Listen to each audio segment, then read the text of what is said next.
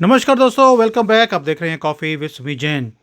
दोस्तों, आपने कई कांग्रेसी नेताओं के बयान सुने होंगे, जिसमें इवन सीपीआई के भी। नाम है सीताराम केसरी, नाम सीताराम और राम से नफरत। हमने आपने जयराम को भी सुना होगा। भाई, उसके अंदर भी जय राम है और खुद राम को गाली निकालता है। उसने बोल दिया था 2012 में कि जो मंदिर हैं उससे ज़्यादा पवित्र तो टॉयलेट होते हैं। ये जयराम का बयान है। अभी आपने एक पित्रोदा, मुझे लगता नहीं ये पितृदोष कौन सा है इस बंदे के बाद, तभी इसका नाम पित्रोदा रखा होगा इसके माँ बाप ने भी, कि हमारे ऊपर ये दोष है। इसका नाम क्या था? सत्यनारायण गंगाराम पित्रोदा। ये अपने आप को सैम बोलता है आजकल, आज की डेट में। सत्यनारायण में सैम नहीं आता, गंगाराम में भी सैम नहीं आता। तो इसने पता नहीं क्या सोचकर ये सैम रख लिया।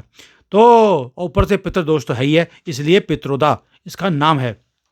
इसने भी अभी बोल दिया कि राम मंदिर एक नेशनल इशू हो चुका है। क्या सोच सकते हैं? और साथ में बोलता है ये मुझे तंग कर रही है बात भी, Ram Mandir as a national issue bothers me. जब बाबरी मस्जिद का इशू था, इनकी अपनी गवर्नमेंट थी, तो भी नेशनल इशू था, तब इन्हें तकलीफ नहीं हुई। लेकिन राम मंदिर बन रहा है, वो इसके लिए एक नेशनल इशू है। उसके बाद दूसरी बात इसने बोली कि राहुल गांधी जो है इन्हें समझना बहुत ही मुश्किल है। अब मैं दोनों चीज़ें आपको पास आपके सामने क्रिएट करूंगा कि इन्होंने क्या बोला था। सत्यनारायण की कथा इन्होंने सुनाई है पितृदोष वाले पित्रोदा जी ने। क्या बोलते हैं ये? एक तो ये है कि ये है कौन? ये इंडियन ओवरसीज, जो कांग्रेस के इंडियन ओवरसीज हैं उनका चेयरमैन है। ये पूरा नाम क्या था इसका? पित्रोदा। और उन्होंने बोला कि 2024 के जो इलेक्शंस हैं उसे जो जो जीतेगा उससे भारत की जो डेस्टिनी है वो डिसाइड होगी। और ये चीज़ इन्हें बॉदर कर रही है कि भारत जो है वो एक रॉन्ग डायरेक्शन में जाता जा रहा है। दैट मीन जो 10 साल इनकी अपनी गवर्नमेंट चली थी 2004 से लेके 14 तक, रिमोट कंट्रोल वाली, वही वाली जिसमें प्रधानमंत्री थे जो रेन कोट डाल के नहाते भी थे। अगर आपने मेरी वो वीडियो नहीं देखी है, आप मेरे प्लेलिस्ट में जाइए। मैंने डिटेल में वीडियो बनाई थी कि मनमोहन सिंह एक ऐसे प्रधानमंत्री थे जो रेन कोट डालकर नहाने जाते थे।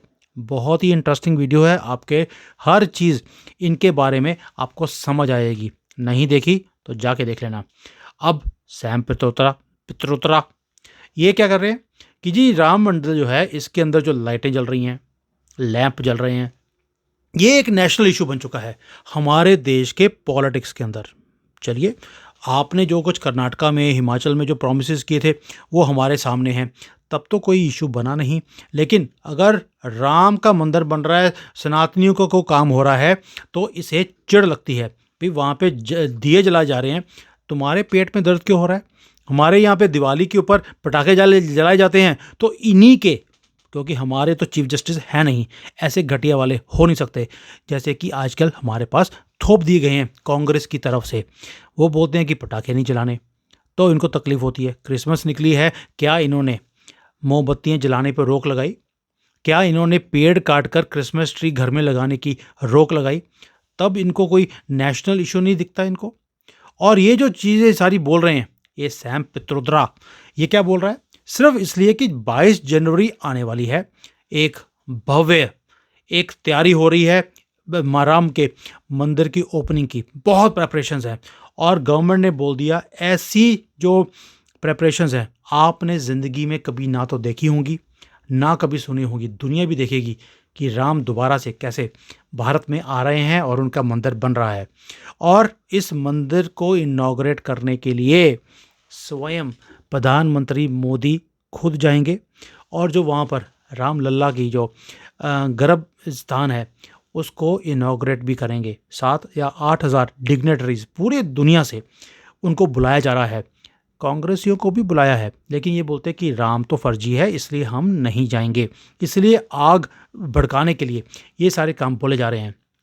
और ये क्या बोल रहा है बार बार, 24 की जो इलेक्शंस है ना, ये हमारे भारत की, हमारे तो नहीं, आपके भारत की, इनका तो इंडिया ही है जो अंग्रेज इनके लिए छोड़ के चले गए थे।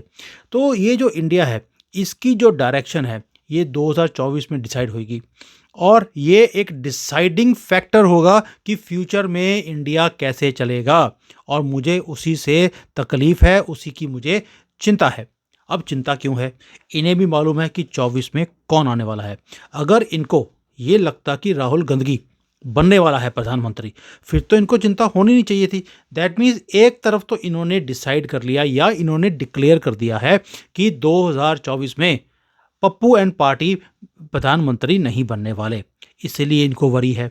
दूसरी वरी ये है कि मोदी जी इस बार 400 प्लस लेकर आ गए तो इन्होंने कॉन्स्टिट्यूशन चेंज कर देना है। उसके अंदर सेकुलर वर्ड जो इंदिरा गांधी की तरफ से डाल दिया गया था जबरदस्ती इमरजेंसी लगाकर, वो भी डिलीट कर दिया जाएगा। We do not want to be secular anymore.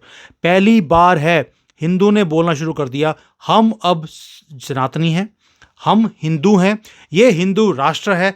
जैसे नेपाल में आवाज़ चल रही है हिंदू राष्ट्र बनने की, भारत में भी आवाज़ें शुरू होगी। ये हमारी धरती है, इसमें आउटसाइडर्स का मतलब ही नहीं है हमारे केसेस में या हमारे देश में दखल देने का। ना अमेरिका को, ना यूरोप को, ना चाइना को, ना रशिया को, किसी को भी नहीं। इवन जो मोमेन हमारे देश में ज़बरदस्ती यहाँ पे रह रहे हैं, सिर्फ महात्मा गांधी और ये जो बड़े पप्पू थे जवाहरलाल नेहरू, इनकी गलती के कारण ये गधे हमारे पास रह गए हैं जिन्हें यहाँ से निकल जाना चाहिए था। और ये अभी भी बोलते हैं कि हमने गज़वे हिंद बोलना है, करना है। और भाई गज़वे हिंद, तो पहले गज़वे पाकिस्तान तो कर लो प्रॉपरली। वहाँ पे सिर्फ गधे ही पैदा हुए हैं अभी 47 से लेके अभी तक, जो सारे के सारे वहाँ पर चले गए थे। आप लोगों को भी चले जाना चाहिए था। अगर अभी भी आपका बहुत ज़्यादा मन है, अब अभी भी चले जाओ, रास्ता खुला है, टिकट हम देंगे आपको सनातनी, चिंता नहीं करो। और वन वे टिकट होएगी, वापस भी आने नहीं देंगे। नहीं तो तमीज़ से रहो, इंसान बन के रहो, जो कि तुम रह नहीं सकते क्योंकि पढ़ा ही उल्टा सीधा है अपनी किताब में। अब सैम पित्रोदा ये क्या बोल रहा है? दूसरी चीज़, एक तो इन्होंने अपना दुख जाहिर कर दिया कि 24 तो गयो, और ऊपर से राम मंदिर बन रहा है, हिंदू और सनातनी जुड़ गया है और ये भारत को एक हिंदू राष्ट्र बनाने की राह पर चल रहे हैं। इसलिए तकलीफ है सत्यनारायण जी को, सत्यनारायण पित्रोदा को। दूसरा, उन्होंने उनको पूछा कि भाई ये राहुल गांधी को समझना बड़ा मुश्किल है, तो उन्होंने बोला कि it is very difficult to understand Rahul Gandhi, क्योंकि राहुल गांधी जो है बहुत ही इंटेलिजेंट है और जो उनका डीएनए है। अब पता नहीं उन्होंने डीएनए की बात क्यों करी, क्योंकि पोल डांसर के बच्चे हैं तो हो सकता है कि कुछ डाउट इनको भी हो। तो उन्होंने बोला उनका जो डीएनए है बड़ा पॉलिटिकल है। भाई डीएनए पॉलिटिकल भी हो सकता है, ये मुझे पहली बार पता लगा है। एंड साथ में जो एक तो पॉलिटिकल डीएनए की बात होगी, उसके बाद उन्होंने बोल दिया कि भाई जो इम्पोर्टेंस है आज की डेट में वो रिलीजन को ज़्यादा दिया जा रहा है। भाई कर्नाटका में जब इलेक्शंस हुए थे तो रिलीजन की बात किसने करी थी? मध्य प्रदेश, राजस्थान में किसने बोला था कि हम हमास को सपोर्ट करेंगे अगर आप हमें वोट देंगे, सनातन को हम ख़त्म कर देंगे? उसमें रिलीजन कौन लेकर आया था?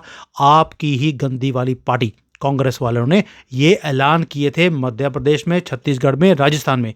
रिलीजन कौन लेकर आया था? आप लेकर आए थे। आज आपका रिलीजन हार गया तो आपको लग रहा है कि भाई अब हिंदू जाग रहा है, तो रिलीजन को इम्पोर्टेंस दी जा रही है, क्योंकि अब हिंदू अपना राष्ट्र वापस लेकर ही छोड़ेगा।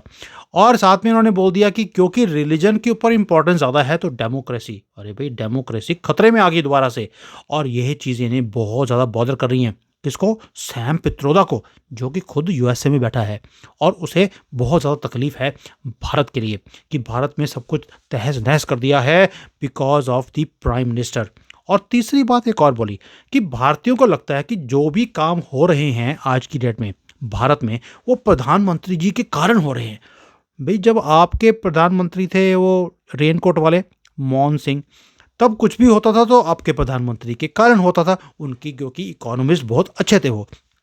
और अभी जो अगर काम हो रहा है तो वो शायद पाकिस्तान वाले करवा रहे हैं, जिसके कारण हमारी इकोनॉमी बढ़ रही है। प्रधानमंत्री का तो कोई इसमें रोल ही नहीं है। हमारी अगर फॉरेन पॉलिसी अच्छी चल रही है तो ये भी शायद शी जिनपिंग के कारण हमारी फॉरेन पॉलिसी अच्छी चल रही है, नहीं तो प्रधानमंत्री का तो कोई रोल ही नहीं है। और अगर हम आज डिफेंस में इतने स्ट्रांगली आगे चल रहे हैं तो शायद कोई और अमेरिका के कारण या रशिया के कारण हमारी ये सारी चीज़ें ठीक हो रही हैं। अगेन मोदी जी का कोई हाथ नहीं है। तो यही चीज़ें हैं जिसके कारण इनको लगता है सैम पित्रोदा को कि भाई हमारी जो डायरेक्शन है वो गलत जा रही है और गलत तरीके से मोदी जी को हर चीज़ का क्रेडिट दिया जा रहा है। साथ में उन्होंने बोल दिया कि पूरा देश आज की डेट में राम मंदिर, राम जन्मभूमि, दिया जलाओ, इसी चीज़ों में लगा हुआ है।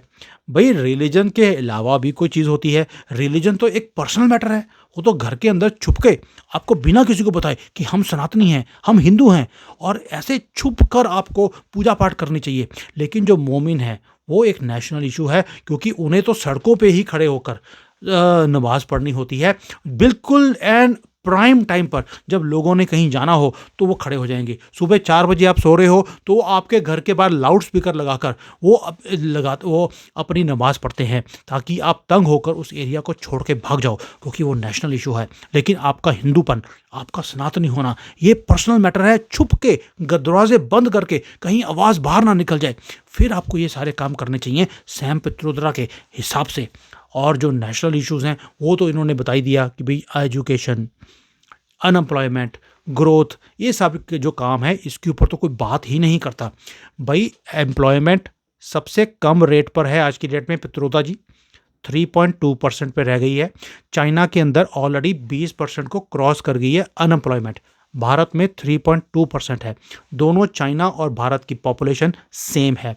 एजुकेशन के अंदर रिफॉर्म्स लेके आने की बातें चल रही हैं, क्योंकि आपकी पार्टी ने यहाँ पे जो गंद फैलाया हुआ है हमारी एजुकेशन के अंदर। अभी तो आपने हिजाब भी ओके कर दिया कि हिजाब डालकर आ सकती हैं, लेकिन अगर आपने कोई मौली बांधी हुई है यहाँ पर हिंदुओं वाली, या मंगलसूत्र डाला हुआ है, वो अलाउड नहीं है। एजुकेशन में गंद किसने डाला? आपकी पार्टी ने, जिसको सुधारने के लिए अभी रिफॉर्म्स ऑलरेडी प्रपोजल आ गई है, ये भी हो जाएंगे। अनएम्प्लॉयमेंट हमने आपको बता दी।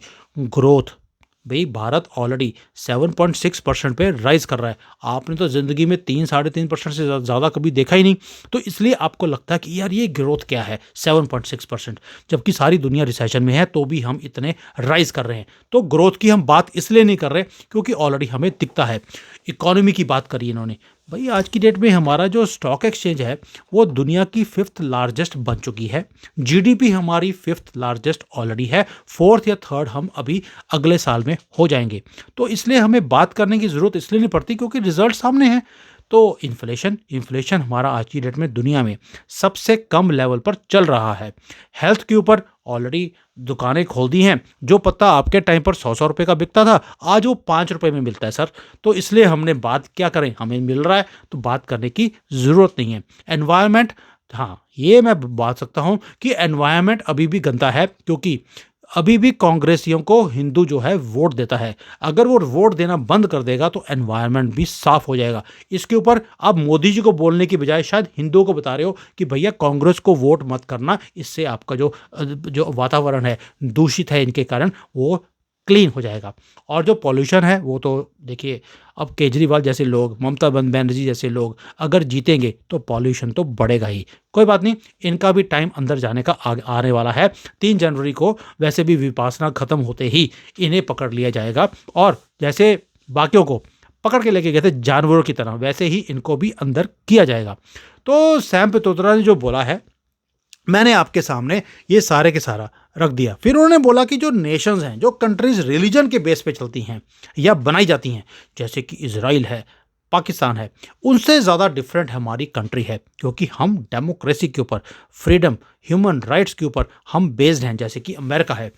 पहली बात पित्रोदा जी, इजराइल जो है वो रिलीजन के बेसिस पे इसलिए बनाया गया था कि वो उनको मरने के लिए वहाँ पे छोड़ दिया था। पाकिस्तान का ऐसा हाल नहीं था। सबसे ज़्यादा फर्टाइल लैंड उनको दी गई, और आपके नेहरू जी जो हैं उन्होंने 80% पानी भी पाकिस्तान को दे दिया।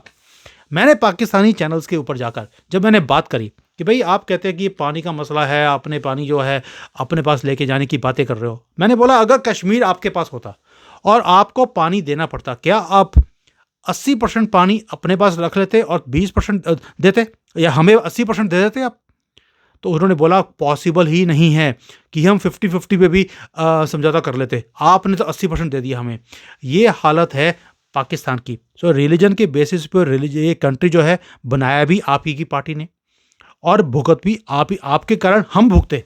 और इजराइल जो है दुनिया की सबसे ज़्यादा सक्षम एक कौम है, कंट्री है। क्यों? उन्होंने मेहनत करी है। आपने और आपकी जो जमात है जिसको आप फॉलो करते हो, जिनके गुणगान करते हो, जिनको आपने नेशनल इशू बना के रखा हुआ है, इन मोमेंट्स को इन्होंने ना तो कभी तरक्की करी ना कहीं करने देनी है। इसलिए please for God sake Pakistan को भारत के साथ कंपेयर करना बंद कर दीजिए। ये आपके इंटरेस्ट में होगा। हमारा तो कोई, हम तो पाकिस्तान का नाम भी लेना पसंद नहीं करते, क्योंकि आप ही को है कि गजवे हिंद करना है। 75 सालों में आपने गजवे हिंद को पूरा करने के लिए आपने सारे पॉलिसीज बनाई, और इसके ऊपर मैं बहुत डिटेल में वीडियोस बना चुका हूँ, आप जाके देख सकते हैं। पित्रोदा जी, मुझे मालूम है आपकी पार्टी मेरे अकाउंट को पूरा फॉलो करती है और उसके अंदर कमेंट्स भी डालती है। लास्टली राहुल गंदगी, इसके ऊपर जब आपने बोला कि इसको, राहुल गंदगी को समझना बहुत ही मुश्किल है, भाई हमें भी बहुत समझना मुश्किल है। रीज़न बीइंग, हमने तो इतने सालों से 20 सालों से इसको सुनते आ रहे हैं, हमें आज तक इसका यही समझ नहीं आया ये कहना क्या चाहता है भाई। और जो ये बोल रहे हो आप कि जो राहुल गांधी है, इसकी जो इमेज है, अब बार बार इसको रीलॉन्च करने की बात करते हो, इसे दोबारा से लेके आते हो, मेक ओवर करते हो, कभी भारत जोड़ो यात्रा करते हो, कभी आपने ये नया स्कीम दोबारा से लॉन्च करने की बात करी है जो 2019 में फेल हो चुकी है, कि भाई हम 75 या 72 हज़ार रुपये हर साल हर एक आदमी के घर में जमा कराएंगे। तो इन्होंने बोला कि भाई ऐसा है, जो राहुल गंदगी है ये कभी झूठ नहीं बोलता, ये मैनिपुलेट नहीं करता, ये बड़ा यंग आदमी है। राहुल गांधी 52 इयर्स का यंग आदमी है, एजुकेटेड लीडर है, जिसकी डिग्री आज तक हमें भी मालूम है कि इसकी डिग्री फर्जी है। फर्जी क्या, डिग्री ही है नहीं, एमफिल की। ये झूठ बोलता है क्योंकि बीए के जो एग्ज़ाम थे वो भी फेल हो गया था। और साथ में उसने बोला इसके अंदर जो डीएनए है वो पॉलिटिकल डीएनए है। अब पॉलिटिकल डीएनए वो होता है भी, पॉलिटिकल का मतलब होता है कि जो किसी भी चीज़ पे टिके नहीं, और वो कभी इधर होता है कभी उधर होता है। तो इसका जो डीएनए है वो भी कभी इधर से आया है या उधर से आया है, वो मिक्स होके कुछ बन गया है। जैसे कि पॉलिटिकल पार्टीज होती है, कभी कोई दल छोड़ दिया कभी कोई दल छोड़ दिया, तो क्योंकि माँ भी इसकी पोल डांसर थी, हो सकता है कि मिक्स करके डीएनए आ गया हो, शायद उसी की बात कर रहे हैं। मुझे कुछ ज़्यादा समझ आया नहीं, आप कमेंट्स में डाल देना कि ये पॉलिटिकल डीएनए क्या होता है। साथ में उन्होंने बोल दिया कि राहुल गांधी बहुत ज़्यादा इंटेलिजेंट है। भाई आप समझ सकते हैं कि सैम पित्रोदा भी कितना बड़ा इंटेलिजेंट होगा, जिसे राहुल गांधी एक इंटेलिजेंट आदमी दिखता है। लेकिन उन्होंने क्या बोला, जो पॉलिटिशियन है भारत के अंदर, वो जो मैनिपुलेटिव होगा उसे ही अच्छा समझा जाता है। ऑनेस्ट जो पॉलिटिशियन होते हैं उनके लिए यहाँ भारत में अभी जगह नहीं है। तो भाई अगर भारत में ऑनेस्ट राहुल गंदगी जैसा आदमी, जो इतना क्वालिफाइड, इतना इंटेलिजेंट और सच बोलने वाला अगर आदमी है, तो भाई उसे किसी और कंट्री में भेज दो ना, क्योंकि उसके पास तो इटालियन पासपोर्ट भी है, क्योंकि वो पकड़ा गया था एक बार अमेरिका में इटालियन पासपोर्ट के साथ। ब्रिटिश पासपोर्ट भी है, वो भी राहुल विंची के नाम पर, जो सुब्रमण्यम स्वामी ने खुलासा ऑलरेडी कर दिया था, प्रूफ भी दे दिए गए हैं कि उसके बेसिस पे इसने वहाँ पर कंपनीज भी खोली हुई हैं, और सारा जो लूट का पैसा इसने यूके में इन्वेस्ट किया हुआ है राहुल गंदगी ने, जो कि ऑनेस्ट आदमी है, तो बड़े ऑनेस्टली इसने वहाँ पर इन्वेस्टमेंट्स करी हुई हैं। तो उसका भी बता देते आप तो वहाँ पर जाके आप इलेक्शन लड़ लीजिए। वैसे भी ऋषि सुनक की वहाँ पे हालत कुछ ज़्यादा अच्छी नहीं है, ऋषि जाएगा तो राहुल आ जाएगा, तो कोई दिक्कत नहीं है। इसीलिए सैम पित्रोदा ने ये सारी बातें करी, मैंने आपके सामने रख दी, और ये बतानी आपको ज़रूरी भी थी। अब उसके बाद बीजेपी भी पीछे कैसे हट सकती थी। उन्होंने बोल दिया कि जी पित्रोदा जो है, इसने जो रिमार्क्स डाले हैं, सब कुछ जो बताया है, इससे आपको कांग्रेस की और राहुल गंदगी की जो मानसिकता है वो पता लगती है। मैं बिल्कुल एग्री करता हूं, क्योंकि इन्होंने जब बोला कि इंटेलिजेंट राहुल गांधी, पढ़ा लिखा, यंग, तो मुझे वहीं पर शक हो गया था इनकी इंटेलिजेंस के ऊपर, कि ये जो सत्यनारायण जी हैं, गंगा राम बीच में नाम हो, पीछे हो गया पितृदोष, तो ये जो पितृदोष वाला पित्रोदा है, इसकी मानसिकता कैसी हो सकती है, इंटेलिजेंस कहाँ हो सकती है, वो हम समझ गए हैं। लेकिन आपको भी पता होना चाहिए कि ये सैम पित्रोदा की हिस्ट्री क्या है। जब यूपीए की गवर्नमेंट थी तब ये बहुत ही पावरफुल आदमी था, और ये प्राइम मिनिस्टर की एक काउंसिल होता है इनोवेशन वाली, उसके अंदर था। इसका काम था कि आपने इनोवेटिव वे से घोटाले कैसे करने हैं वो आपने निकालने हैं। तो इन्होंने 2G स्कैम करवाया था सैम पित्रोदा ने, और उसके बाद चुप्पी साध दी थी। ये भी मुझे लगता है शायद विपासना करने ये चले गए थे। और इन्फ्लेशन जब हो रही थी बहुत ज़्यादा, 10-12% पर इन्फ्लेशन पहुंच चुकी थी, इकोनॉमिक इश्यूज थे, भारत जो है फ्रेजाइल 5 में चला गया था, तो इनसे पूछा गया कि भी इन्फ्लेशन बहुत ज़्यादा है, तो कहते हैं फिर क्या हो गया अगर थोड़ी सी इन्फ्लेशन है तो। जैसे मनमोहन सिंह का था कि मोहन सिंह थे वैसे रहते थे, तो पित्रोदा का ये आंसर था, क्या फ़र्क पड़ता है जी, थोड़ी सी इन्फ्लेशन होगी तो आप जो है प्याज जो महंगा हो गया है, चिंता नहीं है, आप इसके बजाय कुछ और खा लीजिए। तो ये इनका आंसर था उस वक़्त, और आज ये इन्फ्लेशन और इकोनॉमी की बातें कर रहे हैं। एनीवेज़ आप समझ सकते हैं कि जो राहुल गंदगी को इंटेलिजेंट बोल सकता है वो खुद कितना बड़ा इंटेलिजेंट होगा। तो ये है राहुल गंदगी का मेंटर, जो इसके साथ-साथ पूरी दुनिया में फिरता है, सैम पित्रोदा। ये किसको रिप्रेज़ेंट करता है? राहुल गंदगी को। और इसलिए इनको इनका एक ही मैटर है, हिंदुत्व जो है वो इनके लिए प्रॉब्लम है कि हिंदुत्व बढ़ता जा रहा है, लोग जागते जा रहे हैं। इनको फ़र्क नहीं पड़ता कुछ भी कि टेररिज्म इनके टाइम पे कितना था, आपके सामने है। सिर्फ़ इसलिए कि इन्होंने मोमेंट्स को अपीज़ करने के चक्कर में उन्हें फ्री हैंड दिया हुआ था। आज जब ये बोलते हैं ना कि मुसलमान डरा हुआ है, वो इसलिए बोलते हैं क्योंकि मुसलमान डरा हुआ है कि यहाँ पर कुछ किया तो पार्सल घर पहुँचा दिया जाएगा, इसलिए डरा हुआ है। और कांग्रेस ने इन्हें फ्री पास दिया हुआ था छत्तीसगढ़ में, राजस्थान में, अभी कर्नाटका में आप देख रहे हैं, वहाँ पर मोमिन्स को फ्री पास है। वहीं पे वही काम हो रहा है जो पाकिस्तान में हिंदुओं की फैमिली के साथ होता है, वो भारत में कांग्रेस के जो स्टेट्स हैं वहाँ पर वही काम होते हैं अपीजमेंट के चक्कर में। इन्हें इन्फ्लेशन से मतलब नहीं है, इन्हें सिर्फ करप्शन करनी है और पैसे जमा करके अपने घर में कैसे लेके जाना है, इन्हें वही पता है। और जितने भी ये कैपिटलिस्ट थे, जितने इंडस्ट्रियलिस्ट थे, कैसे उनको साथ मिलकर इन्होंने धांधली मचाई हुई थी, आपके सामने है। वो नीरव मोदी हो, वो चौकसी हो, वो ललित मोदी हो, कोई भी हो, सब इनके साथ है। इवन कि जो हमारा किंगफिशर का मालिक था माल्या, ये सब इनके किंग पिन थे। प्रधानमंत्री से फ़ोन जाते थे बैंकों को कि इनको लोन दे दिया जाए, और वो सारे पैसे इनके घरों में वापस पहुंच जाते थे। इनके लिए हिंदू जो फेथ है वो मैटर ही नहीं करता, इनके लिए सिर्फ मोमेंट्स की ही पॉलिटिक्स है, जिसके लिए इन्होंने 75 साल अपने गाल दिए और हमारा भी भविष्य खराब कर दिया। ये तो भला हो भगवान का कि हमें मोदी जैसा एक लीडर मिल गया है जो सनातन की बात करता है और खुद गर्व से बोलता है मैं हिंदू हूँ, मैं हिंदू फेथ को फॉलो करता हूँ और मैं उसी को फॉलो करूँगा। मैं बंदर वाली टोपी और बकरी वाली जो ये दाढ़ी है ये नहीं रखूँगा मैं, क्योंकि ये मेरा धर्म मुझे अलाउ नहीं करता। तो दोस्तों, ये सैम पित्रोदा जो कि अपना पितृदोष लेके बैठा हुआ है, ये हमारे भी देश के ऊपर एक दोष है, इसलिए इनका बहिष्कार करें, इनको नंगा करते रहें। मैं तो ये मुहिम छोड़ने वाला नहीं हूँ। आपने देख लिया होगा, मैं कांग्रेस की एक एक चीज़ को अब उजागर करता जा रहा हूँ आपके सामने। अब आपका काम है कि आपने आगे क्या करना है। Thank you. जय हिंद। वंदे मातरम।